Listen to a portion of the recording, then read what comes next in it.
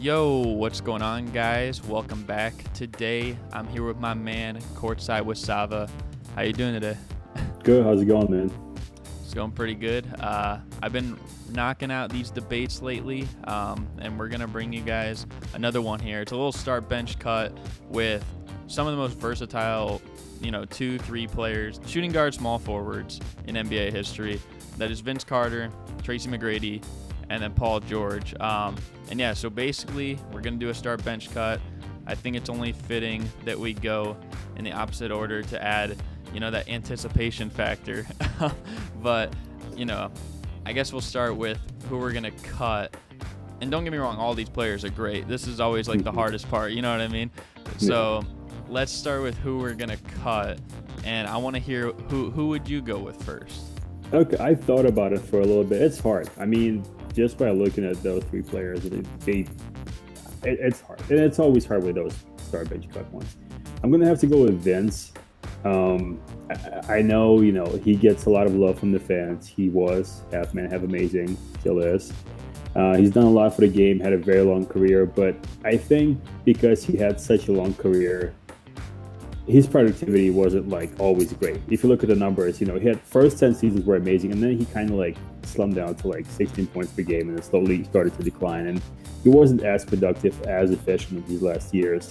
And even at his peak, what he accomplished compared to some of the other guys, I unfortunately have to cut Vince.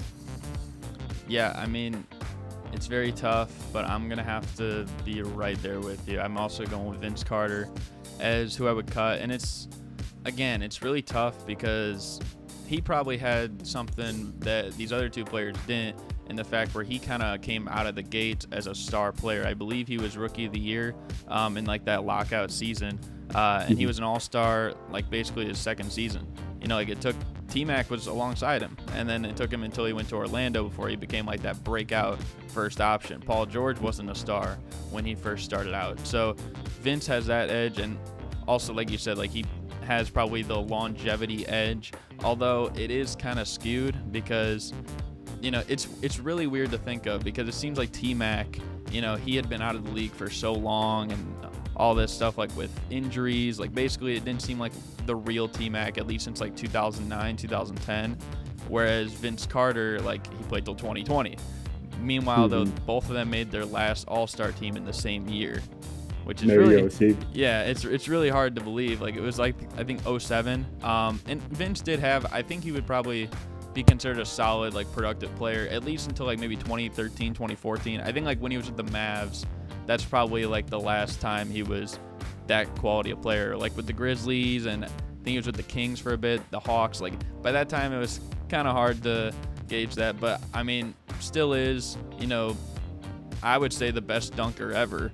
And he's, the most athletic player ever. And really, I mean, this applies to him and all these players. None of them have really weaknesses. You know what I mean? They can kind of do everything at a high level. But I agree with you. I kind of got to go with Vince. I mean, he never really was an MVP contender per se. But always one of the great players, but never I guess that top tier. But yeah, I don't know.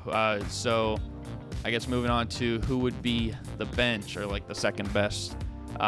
Is it going to be Tracy McGrady or Paul George for you? For me, I'm going to have to go with T-Mac. Once again, just because we picked those players not first doesn't mean they're bad.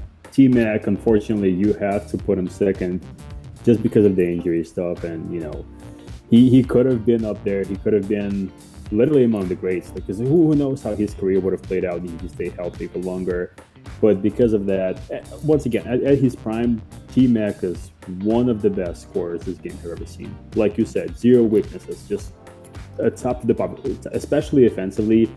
He was just a monster. And yeah, just if he maybe had a championship or two to go with it, finals MVP would be a lot easier. But hey, he did a good job picking the players. So unfortunately, T-Mac's going to have to be second.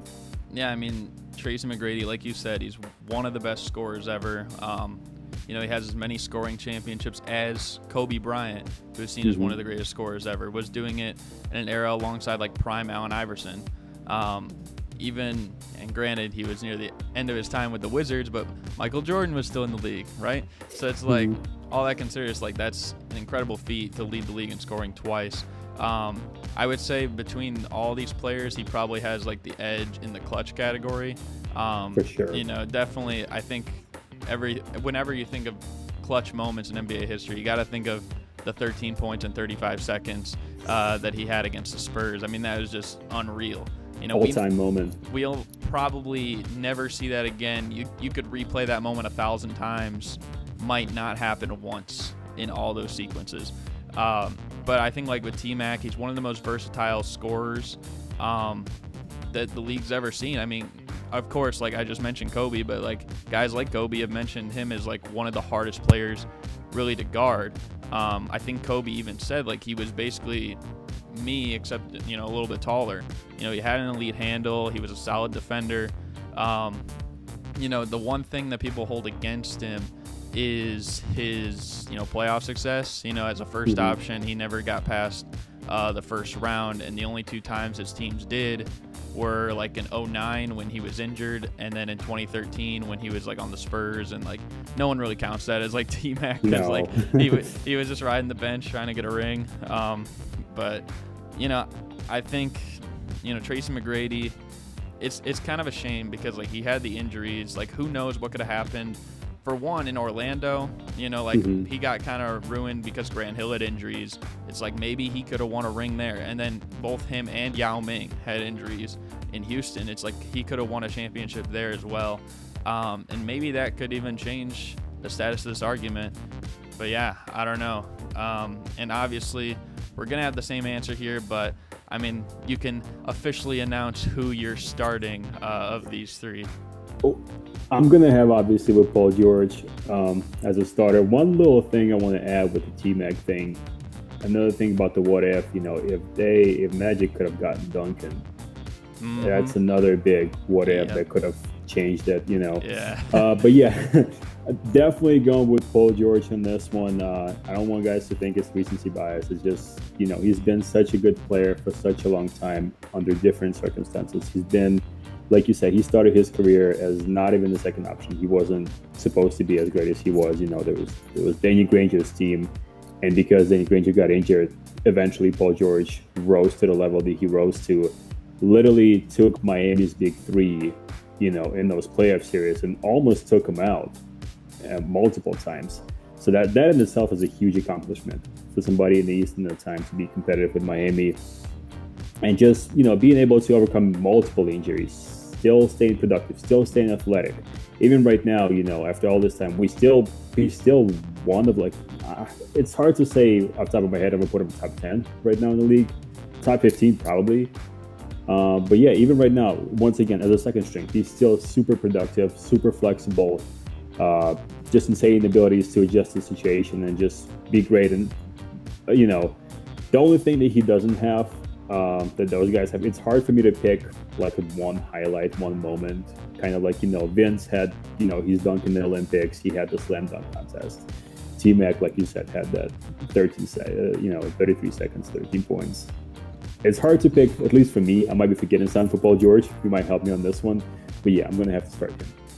No, I agree with you on that. I think, the best case scenario to find, an iconic moment for Paul George, most of them would probably come from those days when he was competing with the big three in Miami. And, Paul George, he was electrifying even from then, but I think as a player, he's gotten significantly better since then. So it almost doesn't replicate the best of Paul George, and that's why it might be a little confusing. But I gotta agree with you. I would also start Paul George. A lot of people love to hate on him because he's not clutch and all this stuff, way off P, all these nicknames. But at the end of the day, I just think that, he handles the ball on an elite level. One of the best ball handlers for a player that size. He's one of the best two-way players for a guy that size. Simply one of the best scorers as well. And between these three players, he's the best, three-level scorer, I would say. Because, from the three-point level, he's elite from that category too. I mean, granted, he's playing in an era where it's more prioritized. So it's yeah, maybe if you drop prime T-Mac or prime Vince into this era, like they could have even more success. They'd be shooting it maybe at a higher level, higher volume. But I just think like with Paul George, you know, he also has probably the best, you know, runs at a championship as a primary guy. You know, we talked about how in Indiana, like even when he was young and he took the big 3-7, also just 1 year ago with the Clippers, you know, Kawhi went down and he took them to the Western Conference Finals, their first one ever. And he took the Phoenix Suns to 6 games. And in game 5, like basically all the weight on his shoulders, he dropped 41 points and he had an insane game. So I think a little bit maybe is overstretched because he did have a bad game, I think, against Utah in 2018. And from that point on, that was right after he gave himself that playoff P nickname, and then also the bubble a little bit. But I don't think that should really like tell the full story of Paul George. Not at all. Yeah, you can always nitpick, but yeah, it's... yeah, I mean exactly. But yeah, I think realistically all these players are close. I think all of them should be. You could very well argue, I mean, surprisingly, none of them were on the 75th anniversary team, but you could very well argue they all should have been, or at the very least, they all were very close snubs. Fun fact, too, I was just like kind of like checking through some of the stuff before this. They all, at least, you know, it could change with Paul George this season, but they all have a field goal percentage of 43.5% for their career. Oh, wow. All 3 of them. I thought that was kind of crazy. You know, obviously, though, the other thing they all have in common is that they've never won a championship. You know, it still could change with Paul George, but for the other 2, obviously didn't. And as of right now, George doesn't have any. Do you think maybe a championship as maybe a primary or secondary guy would have like a huge role in this debate? Yeah, I would say so. I mean, we put them ahead of everybody already as is, and I wouldn't be shocked if there are other guys who would change the order. And there are arguments to be had, obviously. But yes, this championship would definitely put him over the top. I don't think he would be the first option. You know, Kawhi is there. But the second option, yeah. I mean, even without getting the finals MVP, just as being a productive member of the team, being the second best player there, it's going to be a great addition to his resume that's already stacked, even without it. Yeah, I think it goes really for all 3 of them. You know, like if T-Mac did have a ring in Orlando, you know, it would probably elevate him, you know, a bit over these other guys. Same thing with Vince if he won in New Jersey or something, like with Jason Kidd.